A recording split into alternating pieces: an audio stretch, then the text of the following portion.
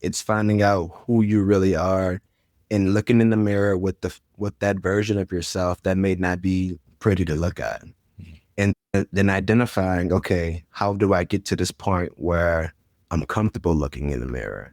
I'm comfortable looking at who I am and acknowledging that while I have flaws, I'm improving. I'm showing up for my children. I'm showing up for my parent, my partner. I'm showing up for myself.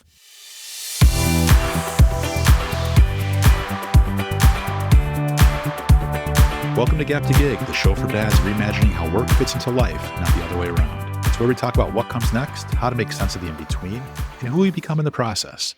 I'm your host, Michael Jacobs, and today I'm talking with Kristian Leavell, a licensed clinical social worker and a therapist based in Dallas, Texas. He helps people navigate anxiety, relationships, and life's curveballs. He's also a dad himself, soon to be a dad of two.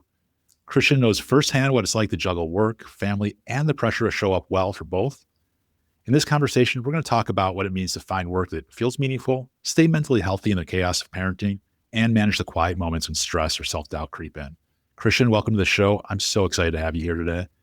Hey, Michael, it's an honor, man. I'm very excited myself. Like we were saying a little earlier, this is my first time ever doing a podcast. So I'm a little nervous, but mostly excited to chat about this stuff. I understand where you're coming from. I would be nervous. This is my first time also, but this is a show to help dads. And when I fall back on that, I think about, okay, Right. how can we help dads? There's nothing to be nervous about there. It's Yeah. right. We're hopefully bringing to light important conversations. And I think particularly today, with your background, talking about mental health, it doesn't get the presence that I think it deserves, particularly for dads. I think for everybody in general, and for dads in particular, it's tough to manage life. It's tough when you have people you are responsible for, you have to take care of. You have to still live your life. You have to earn a living. You have to take care of yourself. You have to make sure that you are doing things for yourself so you can take care of those that you care about. I'm really excited to dive deep into that today, and I think we're going to have a great discussion. Agree, man. I agree. Ready. So I'd like to start out with a little bit of background on you. You work with people every day who are trying to manage life's pressures. You're also living it yourself as a dad. How has becoming a father changed the way you think about work, purpose, or even mental health? I feel like in becoming a father to me has honestly been my proudest achievement. Yeah. Like I love my daughter in ways that I couldn't even describe. And I think prior to my daughter coming into my life, I was super, super focused on success and money and trying to make sure that I was achieving in my career and just really locking in on that aspect. And I still feel like that drive is still here for me. But now that my daughter's here, I'm a lot more aware and more intentional about how I am when I'm in my daughter's presence. I understand that her growing up, I'm her first reference for how a man treats a woman. Yep. Right? She sees how I treat her mom. She sees how I treat her. And truth be told, she sees how I talk about myself, which is something that I struggled with when I was younger, being self-deprecating and not necessarily being really intentioned on speaking about myself in a higher light. And with that word intention is the one that I focus back on now more than anything, because in my practice, I speak a lot about intention and how intention can be the difference between protecting your peace and being avoided in nature. So now that I am a father, I'm a lot more intentional about my time, even more so now than I'd ever been in my life. I love that. I love how your intention to be and show confidence, right? Like you said, you were very self-deprecating before your daughter was born, but in front of her, you're showing her, you're demonstrating confidence. Because to me, at least, I think one of my purposes as being a father is giving my children the confidence to achieve more, to take that next step. Sometimes it's a small step, sometimes it's a larger step, but to have that self-confidence. Like my oldest is about to go into college next year, and Wow. he's going to be living on his own for the first time. Ooh. And, he was not always the most confident child, Sure. but you can see him building that confidence. And as you said, like demonstrating that confidence for your daughter, I'm realizing the times that I tried to project confidence, not in a cocky, I'm better than anybody else type of way. It's in a, Right. yes, I am willing to try new things. I'm willing to take that next step to improve the situation that we are currently in. And it could be, you could be in a good situation now, but you want to make that even better. And to show Exactly. there is more to life that you can experience and that you can be part of. And confidence, to me, I've been thinking about a lot about confidence lately, and my children having confidence to do the things that they want to do, to try new things so that they can get a fuller experience and figure out what works for them. So I love how you interweave that you're living with intention, but you're part of that intention is to, or the intention of that intention is to help your child develop the right mindset, the right skills so they can be successful and can be happy. 100%. 100%. And now I'm thinking about just last night, went out to take the trash and I had my daughter with me and I'm carrying her and I have the trash in one hand and she's saying, like she's scared of the dark at this point in time. And I'm telling her, I said, look at daddy. Daddy's not afraid of the dark. Daddy's here with you. You're here with me. You protect me. I protect you and we'll be fine. And this morning when I was taking her to her preschool, she said, Dad, I protect me? And I said, of course, sweetheart, I'll always protect you. So just like they listen to everything that we say and they absorb so much. So again, that intention, that focus on being confident and instilling that in our children, it shows in so many more ways than we could even imagine. Yeah, absolutely. So you work full time. You're also present in your daughter's life, right? You're taking out the trash with your daughter, and the next morning you're dropping her off at preschool. You're going to work. You're coming back, and you want to spend time with your daughter, and you have another child on the way. And I think a lot of dads feel torn between being fully present at home and fully committed at work. What do you see as the biggest mental or emotional challenge in trying to balance both? Ooh, balancing work and I don't know. I think for me, it's probably this guilt. I think there's a lot of guilt in wanting to be present for your child and also be this provider. Yeah. And when you're working, I feel like, okay, you're focusing on your money, you're focusing on providing this infrastructure for your child, but then in the back of your mind, it's like, I could be spending more time with them. Right. And then when you're spending more time with your child, it's like, I could also be working. So you're effectively working these two jobs and there isn't really much time for rest. And that I feel is probably the biggest part, just so much of that internal guilt in trying to find and navigate the right way to do this thing called parenting. Right.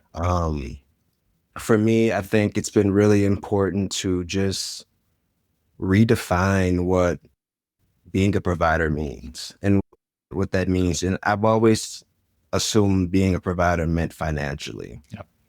But now that I've had my daughter, I have another one on the way, I'm thinking more so in terms of being a provider can mean stability. It could mean providing love. It could mean providing connection. Yep.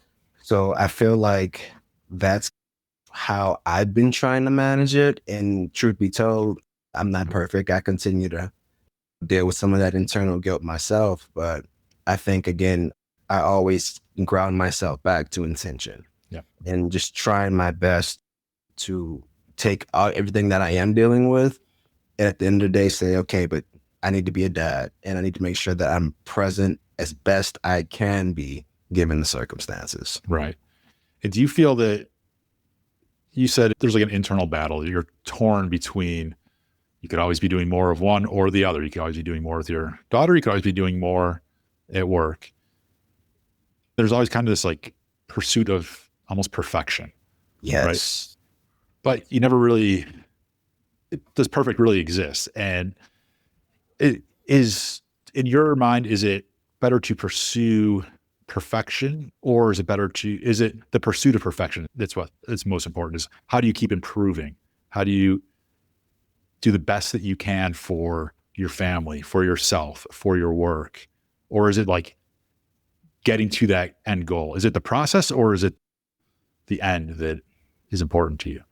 I think, from my perspective, the the concept of perfectionism is just such a intangible thing for us to grasp a lot of times. And what makes perfectionism hard, in my personal opinion, is that it has its own reinforcing behavioral principles. People who are very successful in life tend to have a level of perfectionism to them because they strive to meet this goal that is more times than not even defined. Yeah. But I feel like within the context of being a dad, I look at it more so as perfectionism being more of a limiting factor because we will fail. Yeah. That's an inevitability of humans. We will fail. Right. And sometimes I find that acknowledging and accepting that we will fail in certain aspects dampens the amount of anxiety that comes with trying to show up for being a parent. We have the idea that we need to be the perfect parent, the perfect worker, the perfect husband, the perfect whatever. Then we don't give ourselves much leeway for when we do make mistakes. And when we do make that mistake, it tends to be a lot more catastrophic than we could have imagined if we had admittedly planned for that inevitable failure to happen. Right. So are you saying that it's okay not to be perfect? 1,000%. Yeah. I think being perfect is not possible. Yeah. In my practice, I like to talk about the concept of perfection and the opportunity cost of being perfect. And more times than not, I find out a lot of my clients who are in the pursuit of perfection have extremely crippling anxiety that is right behind that lens. They're able to channel their energy into this non-defined idea of perfectionism. And right under that layer, I find that they're just this crippling anxiety. There's so much about wanting to fit this goal that there's no room for what happens if I don't fit that goal and the letdown that comes with that. Right. So, yeah, I think perfectionism it has behavioral advantages, but like with anything, intention is what I will come back to. And when you are focusing so much on that, you leave less room to be present for your children, for yourself, for your partner, and also just to be able to relax a little bit. I talk a lot about your shoulders dropping. And when you're in pursuit of that, your shoulders are hunched because you're so stressed. But drop it a little bit and see the shift happen for yourself since you're nervously. Yeah, that's a great point. There's physical reactions to your mental being, right? Then you get anxious, you get tense, your shoulders pop up. It's just such a great kind of way to think about it. Okay, in the moment, what can I do? Well, first, maybe just release the tension from my shoulders, and that will naturally relax my mental state a bit, and I can just continue to build off of that. Which kind of leads me to the next question, which you answered already, but I'm curious how you would reset when you realize you're giving more to your work than to yourself or your family. Like, you talk about the anxiety behind that, but if you feel like you're just too dedicated into your work and you're not giving the time to your family, or your family points it out to you, how do you recommend resetting yourself so that you can find that right balance? I think that's something that I actively struggle with myself sometimes. And I'll be very transparent and honest with you about that. So much of what I've always thought to be a man, and as a provider, I've wrapped up in being able to provide this life for my daughter, for my wife that I never had. And in therapy and acceptance and commitment therapy, we call that programming. And your program is everything that's been ingrained in you your entire life, from your parents, from your environment, growing up.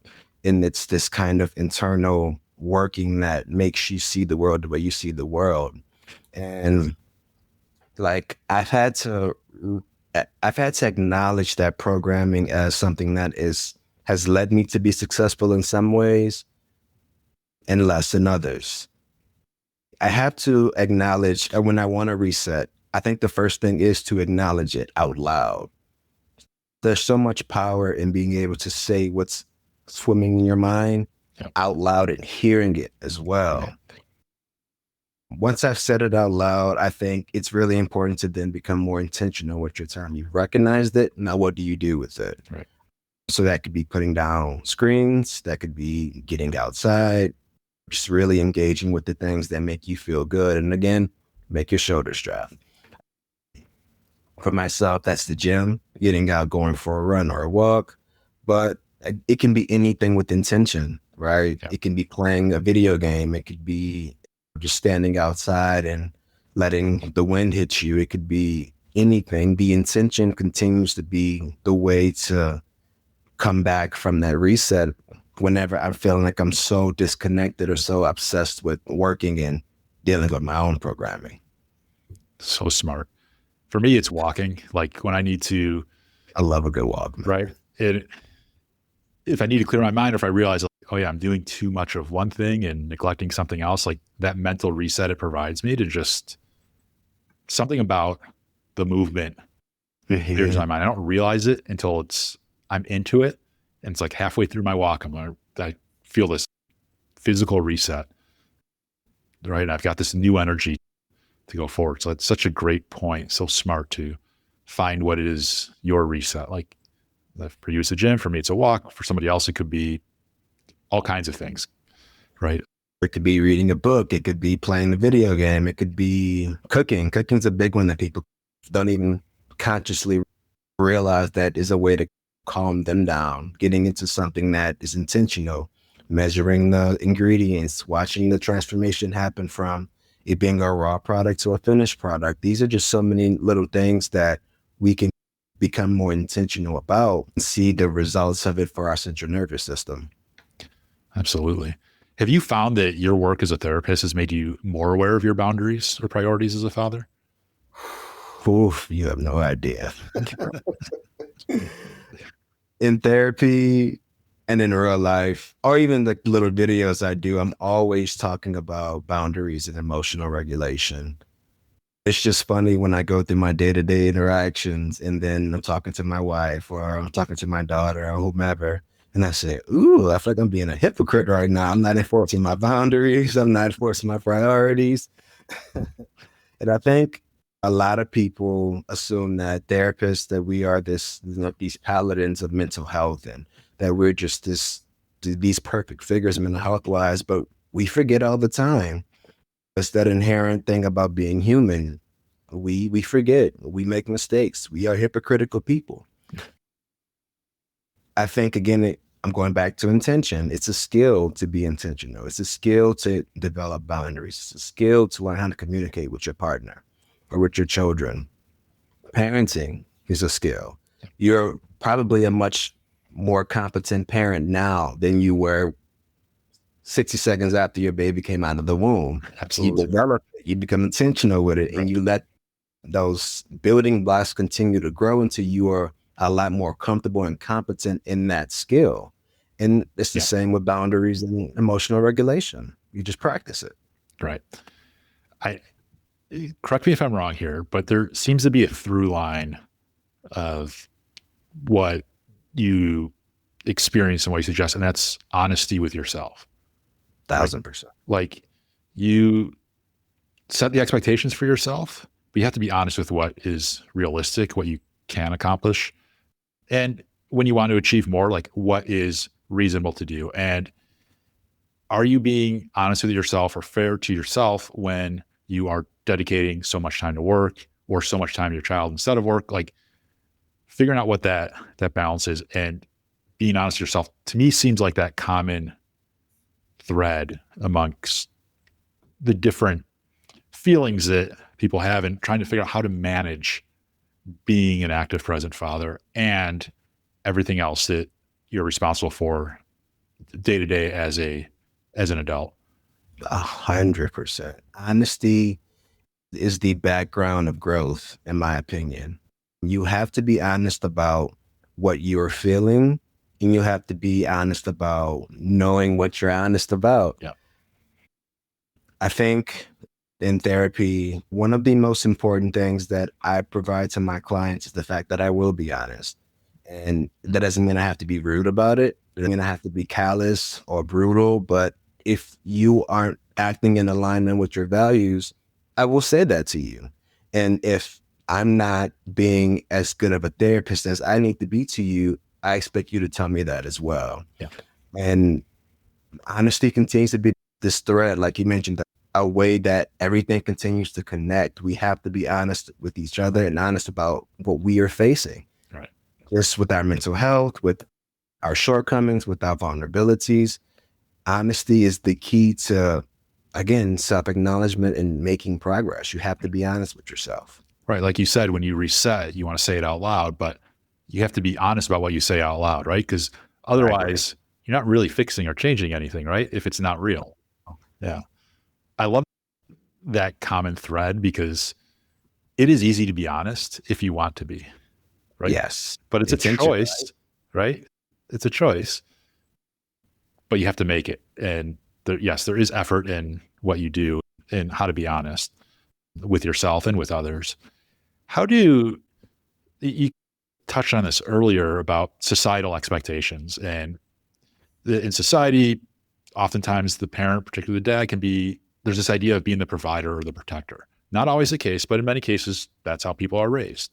And maybe that's changing a bit nowadays, but I think there's people that have these expectations that the father is a provider, the protector, all these different things. How does that shape the way dad's handling stress and vulnerability? I think these expectations, I feel, weigh on dads in ways that not many people even realize. For myself, from a young age, I felt like strength meant hiding struggle. It meant being the best at this or being whatever on the playground. I think that was my programming for what strength was. And even I think back to myself growing up in New Orleans. And I don't blame my parents at all for what they were telling me at the time because that was culture. That was what they knew. It was man up. It was boys don't cry. That was a core part of my programming. And even now I'm thinking back, like I grew up watching my father lose a lot of his siblings and he didn't shed a tear. And I remember explicitly watching him to see his reaction as they were lowering my aunt or my uncle into the ground. And it never came. And quite honestly, it made me proud when I was younger because I thought that was what strength was, what it was. I was like, man, I want to be like that. I want to be stoic. I want to be emotionless. I thought that was the pinnacle of what strength and what manhood and what it was. And I honestly now, I know that's not the case, but that wasn't my dad. That's my dad. He's strong. Yeah. Even now I'm thinking about it, I'm still feeling that internal reaction as I'm recalling the memory. But I know now it's not healthy, to hold on to your emotions like that. Yeah. I know that pushing it down leads to burnout, irritability, anxiety. Like I know that. So the societal expectations continue to be there. And I think you're right. We're seeing a shift now toward kind of acknowledging that we need to broaden what it means to be a protector or be a provider, and so that we can handle stress and vulnerability differently. Yeah. I feel very seen, very called out, right? Putting stoicism at the front and center of being a father. And that's not in the long run, I'm not sure that benefits my children, right? Right. They've got to be able to handle different situations and be able to be vulnerable in order to grow, I think. And yeah, I'm realizing in real time here, yeah, that's a very important point. And it's something I can work on, something I can acknowledge, be honest with myself about. So yeah, I feel seen. Me too, man. Like I still have some of those, again, that programming, right? I think whenever I'm talking to my wife about how I want to be a father for my daughter, I have to actively fight back some of the feelings that I've, of the idea of what that fatherhood, what that being a man, that archetype looks like. And I don't always get it right. Like I'll be transparent. I continue to mess up. I continue to make mistakes, but I try. Yep.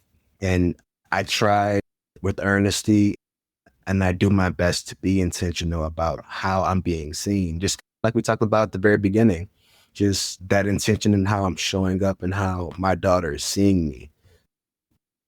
While I'm improving, I will continue to make mistakes, but I trust and believe that as long as I continue to show up and continue to try, that the end result will be what I want it to be.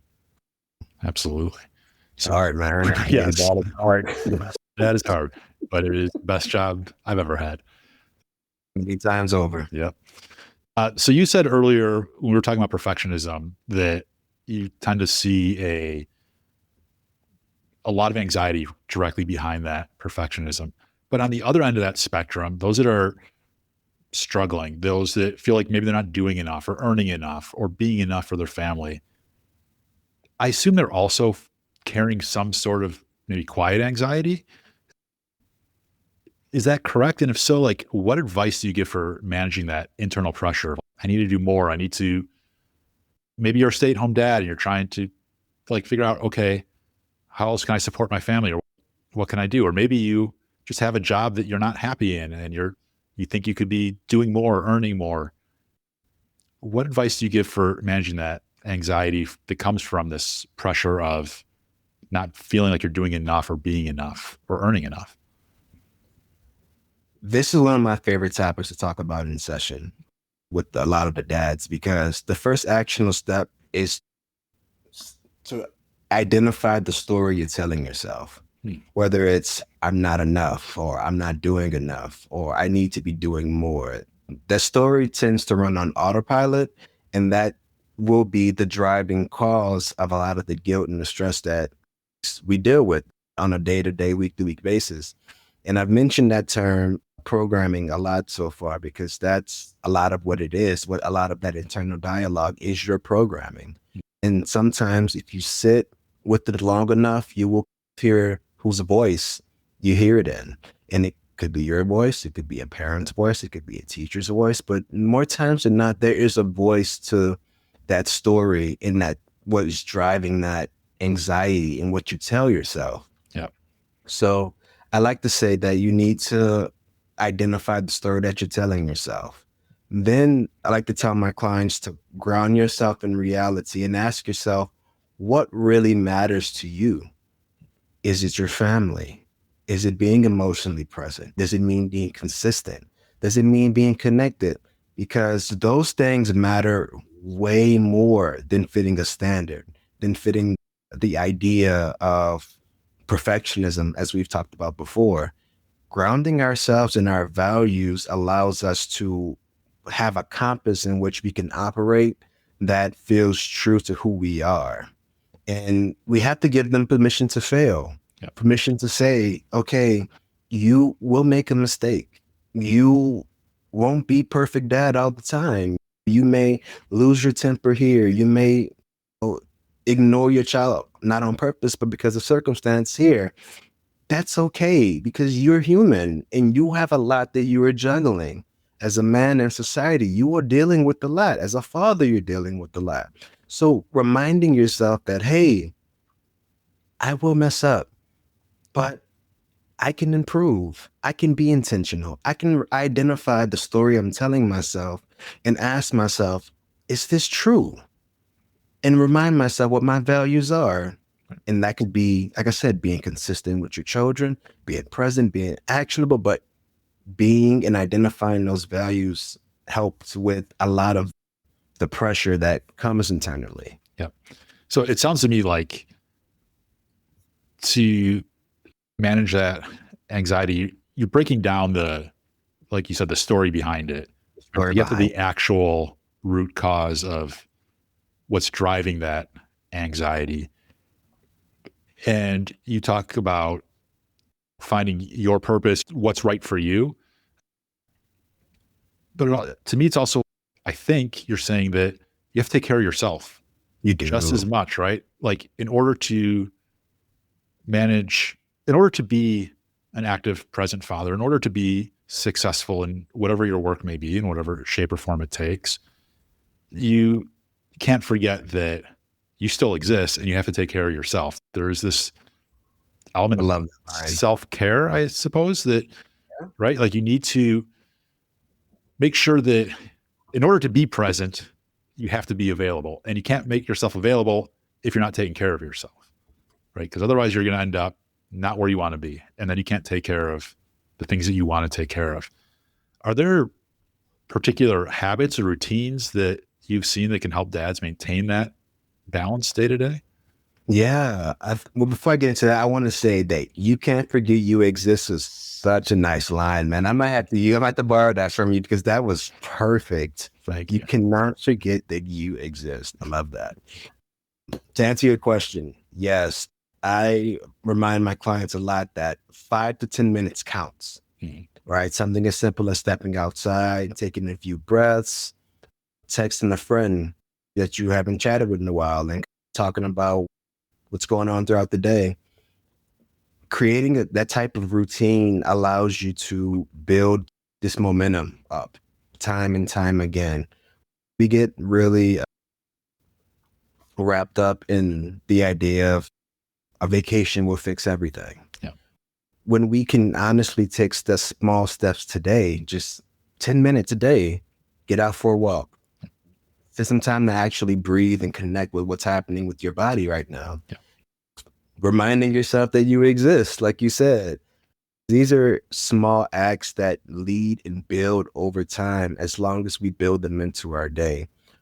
Another thing I like to help when my clients are trying to figure this out is identifying where you can add that 5 to 10 minutes a day. Do you have more time in the morning? Do you have more time in the evening? Is it when you're in the shower? Is it right after you got out of the shower? Is it after you cook dinner? Identifying the gaps in your day where you can put those 5 to 10 minutes for yourself is incredibly important. It makes it easier to stick with it.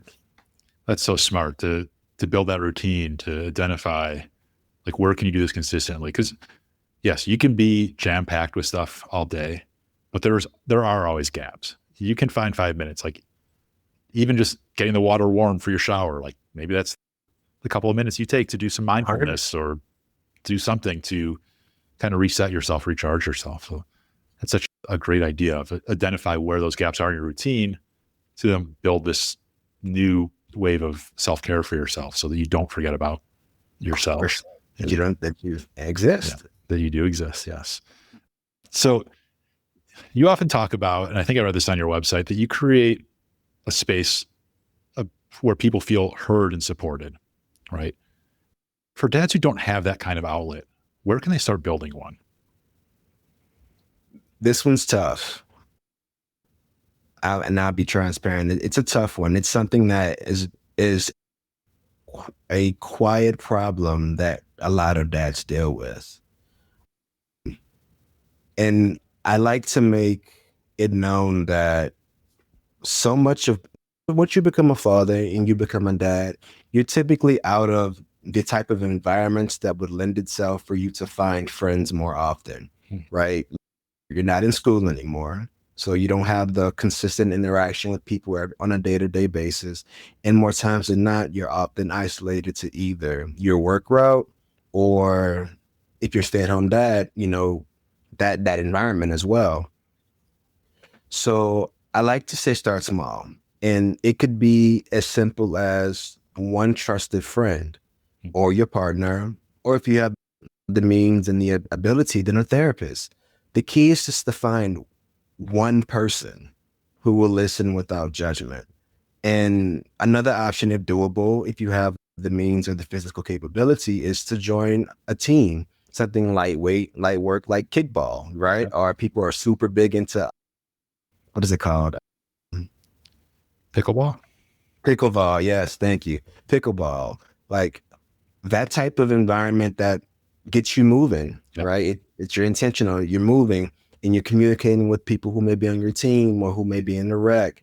Like you build in these little pockets that you keep talking about, and you allow yourself to put yourself in position to meet people, Yeah. to have an outlet so that you can start building that connection, that tribe. And another thing, if it comes down to it, you can always try to find online forums for things that you're interested in. Sports being a really big one for a lot of people, or if you're very handsy, like mechanic or woodworking, groups and things that you find yourself that you actually enjoy, there will be a forum for that dedication purpose. Yeah. So you just be intentional about how you can find those little pockets for yourself. And then once you identify it, you give yourself the courage to actually insert yourself in that space and acknowledge that you will have anxiety prior to joining that. But know that, again, it'll be worth it on the other side. Right. Right. Love that. Such a great idea to incorporate hobbies where you can too, because now you're accomplishing multiple things at the same point. You're pursuing your interests and you're getting this outlet and potentially meeting like-minded people.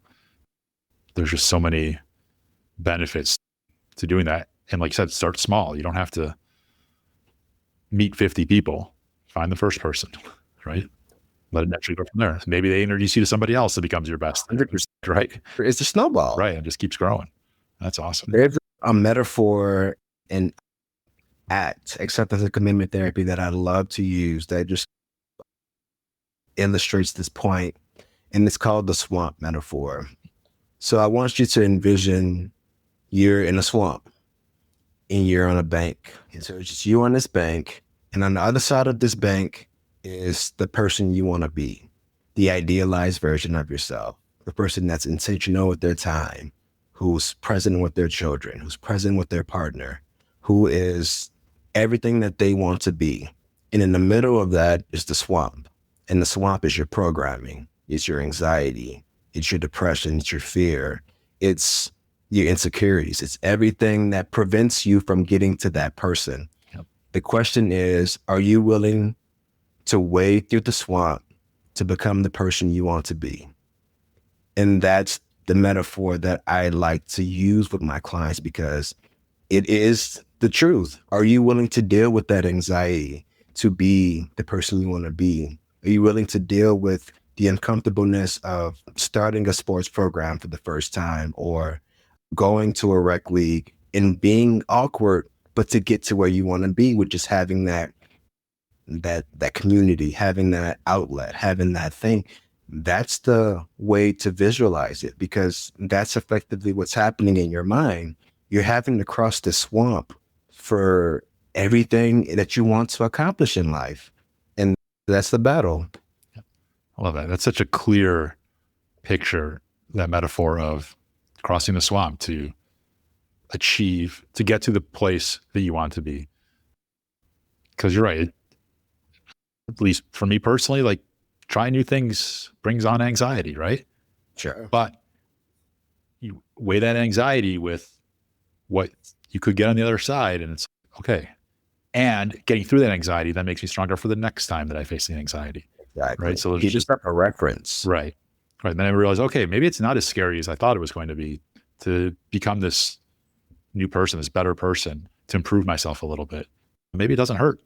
Right? Just go and do it and rip the Band-Aid off and Exactly. see what happens. Like the worst that's going to happen is you remain the same, but you've gained a new experience. So you gain a new experience.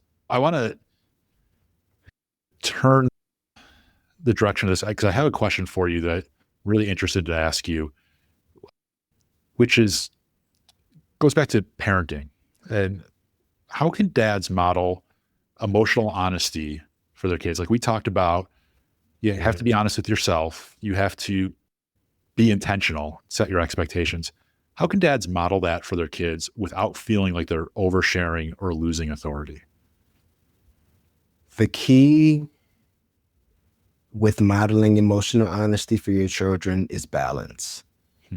Emotional honesty, in my opinion, means showing your kids that it's okay to feel. Yep. That if they have struggles, it's okay to talk about them. Yep. And I said this at the very beginning, but we are our children's compass for the world. Right. If they grow up in a home where it's normalized to discuss their feelings and not be judged for it, that becomes their norm. Yeah. An easy analogy for that is people who grow up in a home where they say, I love you a lot, or all right, I love you, talk with you later. Like, they don't even think about how often they do that because that's been their norm. Right. And people are like, what? You say I love you so much? We don't say that as much. But that's how that kind of plays out. I did a script for a video. I was writing a script for a video I did a couple weeks ago about what it means to be a girl dad and how you can show up. And while writing it, I was getting super emotional. I was like, man, like I noticed myself because my daughter will never understand how much I love her. And she won't even get a fraction of understanding that because it's just something you feel. I'm getting emotional right now. But when I was writing the script, I identified the three things that mattered that I feel like your children get out of you being modeling emotional honesty for them. And the one thing is that you show them that you're human and that you're not perfect. Right. And this helps lessen those instances of perfectionism in your children, which by proxy will lower their levels of anxiety and make it feel okay to fail. Two, you show them that emotions are safe to have and to feel. And lastly, you reinforce to that central nervous system that you are someone that they're safe with. Yep. And that they can be honest and vulnerable with you and not be judged for it. Yep. That lessens peer pressure issues in the future. That lessens so much stuff because they know that they can come to their dad and say, Dad, I have to ask you a question. Dad, I'm not feeling good. And you won't judge them for it. And you will validate their feelings and allow them to express it. And that brings y'all's connection even more intensely. Right. So it's just balance and allowing yourself to try and be present with them emotionally. And so in order to do that successfully for your daughter, for any kid for that matter, is you have to be vulnerable yourself, right? In order for them to be vulnerable Honestly. to you, right? Because they're going to mirror that back, that action. Which leads me now another direction, another question I think a lot of dads have is in being vulnerable. When someone starts therapy for the first time, what surprises them most about the process? Ooh. Right, because there's like this stigma, right, of therapy. I'm not sure I understand the reason why there is a stigma. Like, therapy benefits a lot of people, myself included, and myself included. Right, and it's just like, how do you, if you've never done it before, right? That anxiety comes back, right? Of, oh, what I'm going to go talk to this person. I don't know what they're going to do. Like, when somebody does start for the first time, and especially if you're a dad and you maybe aren't used to being vulnerable, what surprised them about the process? Why shouldn't they feel that stigma? I think a lot of people come into therapy and expect it to be a magic wand that fixes everything. Yep. And I remind my clients all the time, you come here for 1 hour a week. I see you for 1 hour a week. And the rest of that, you're on your own, so to speak, quote unquote. But so much of therapy is actually acceptance. It's exploration. It's self-discovery. It's finding out who you really are and looking in the mirror with that version of yourself that may not be pretty to look at. And then identifying, okay, how do I get to this point where I'm comfortable looking in the mirror? I'm comfortable looking at who I am and acknowledging that while I have flaws, I'm improving. I'm showing up for my children. I'm showing up for my partner. I'm showing up for myself. The studies show time and time again that the most important thing in therapy is not the therapy style. It's not the gender or the psychology or LPC or whomever. It's the connection. The connection is the most important part of therapy, because without that connection, you won't believe anything I'm telling you. You won't feel anything I'm telling you. So you have to find the right therapist and make sure that you vibe with them, because eventually you'll begin to learn your patterns and you'll be able to see, okay, these are the mistakes I've continued to make in the past. And now that I've identified them, I can be better. I can do better. And another thing people don't necessarily think about initially is that it can be very slow sometimes. Like the amount of progress you can make, it may take a time, it may take a little bit, because you may be working through so much in your programming and your backlog that you won't even get to the root of the issue until maybe week 5, week 6, maybe week 7. So we've been told a lot as men is that being vulnerable is weak. Right. We've been told that we need to be strong at all costs, and going to therapy is the antithesis of that. Yeah. You are vulnerable. You are raw. You are trusting someone with your deepest thoughts and feelings and trusting that they won't mishandle them. Yep. And that scares a lot of people. Absolutely. But the flip side of that is when you do get vulnerable with yourself, you strengthen yourself, right? And it comes back to that confidence in yourself that you want your children to have also. Exactly. Right? Successful, taking care of your mental health successfully means that you become more comfortable with who you are and you become more confident in who you are, which allows you to be the person you want to be more easily, more directly, and 100%. right, which then benefits your family. Yes. Right. And at the end of the day, as dads, we want what's best for our family and those around us. And for some people, therapy is the way to get there, and it can be successful. So it's really interesting way of putting that. I appreciate that. Before we get to the speed round, I wanted to ask you one more question. Constantly. What's a message you'd share with dads who feel like they're just getting by, but want to feel more grounded and present?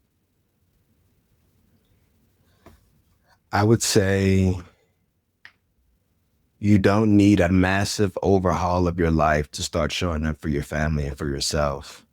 Start small, intentional moments, a focused conversation with your kid beyond how was your day. Actually sit and ask why and probe and get to the meat of what happened during their day. Adding a little depth to some of those questions is a good way to start and get that ball rolling. Check in with your partner. Ask about what you've been doing well and what are some areas you could offer more attention to.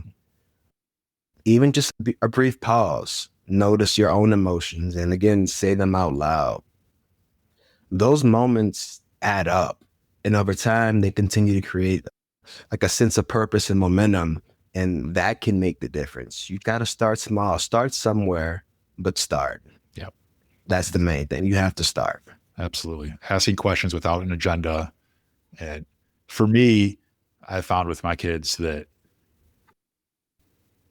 the most valuable time is that time we spend in the car, driving to practice, driving to a recital, like where it's just me and one of my kids or both my kids, and it's just asking them questions. And you never know what they might say at that point, and you might discover something new, right? And all of a sudden it's like, okay, now I can, if it's a challenge they're having, maybe I can help direct them a little bit. If it's just something they're proud of, maybe I can share my joy for them with them and give them that extra confidence, that extra positivity that maybe or extra validation that they might be looking for.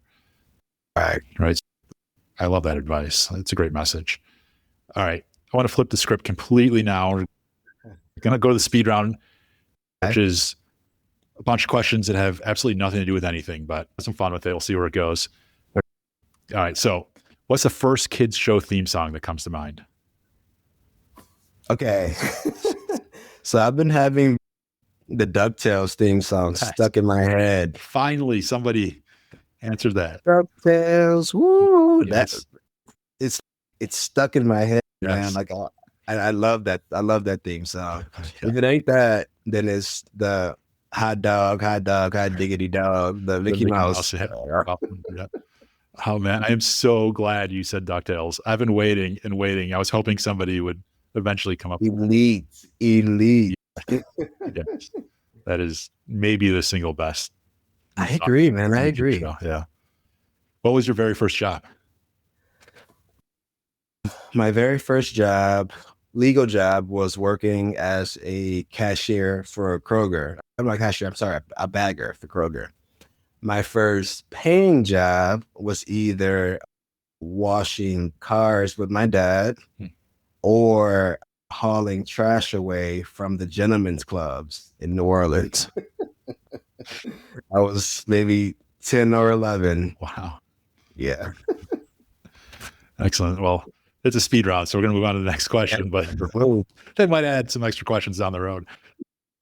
Would you rather spend 24 hours with a toddler-sized T-Rex or a T-Rex-sized toddler?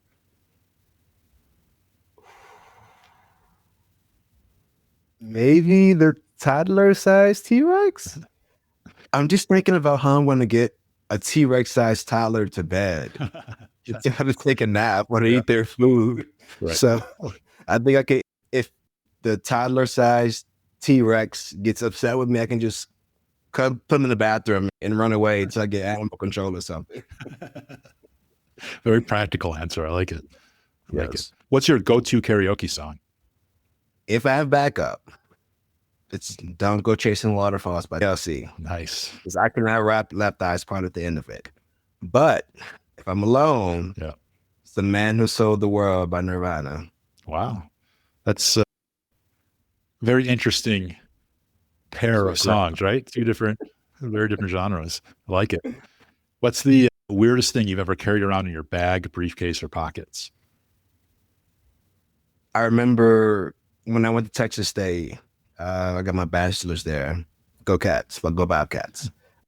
My dad gave me a sack of quarters when I first moved in, and he said, if you ever go broke, you got these quarters. I'll never forget that. So the day of my graduation, I'm down in my cap and gown. I find my quarters, and I said, okay, I know what I'm going to do. So I go across the stage, I shake the hand, and I find the camera, and I raise up my quarters like this. I didn't need it. I made it on my own. Wow. That was the weirdest thing, just a sack of quarters. On the graduation stage. I love it. That's awesome. Before we wrap up, Kristian, I'd love for you to share how listeners can connect with you, whether that's through your counseling practice, your resources for dads, or anything new you're working on right now. If anyone wants to learn more, where can they find you? So I'm currently on TikTok and Instagram, working on a YouTube channel for my long-term content. But my TikTok page is Therapy Talk with Chris. So that's TherapyWithKris. And my Instagram is Therapy Talk with Chris. And my YouTube will probably be the same as my Instagram page, Therapy Talk with Chris. If you're in Texas and you ever want a consultation, my page is distinctapproachcounseling.com. Just let me know. I offer free consultations. And if you ever just need to chat about anything, my email is distinctapproachcounseling@gmail.com. So if you want to chat dad stuff or just whatever, I'm available. I'm open to help out and talk about whatever. Awesome. Appreciate that. And all these, we'll put links to all these in the show notes for this episode. Kristian, thank you again for joining us today. You gave such amazing ideas, great practical advice. I think we all have a lot to learn from your insights today. So I really appreciate that. Pleasure. Thank you. Thank you. Finally, if you're a dad listening to this and trying to figure out what comes next, maybe you're in between jobs, starting something new, or just looking for more meaning in your work, head to gap2gig.com and subscribe to the Gap to Gig newsletter. And if you took something valuable from this episode, send it to a dad who you think could also benefit. Until next time, I'm Michael Jacobs, and this is Gap to Gig, where we're building work that fits your life, not the other way around.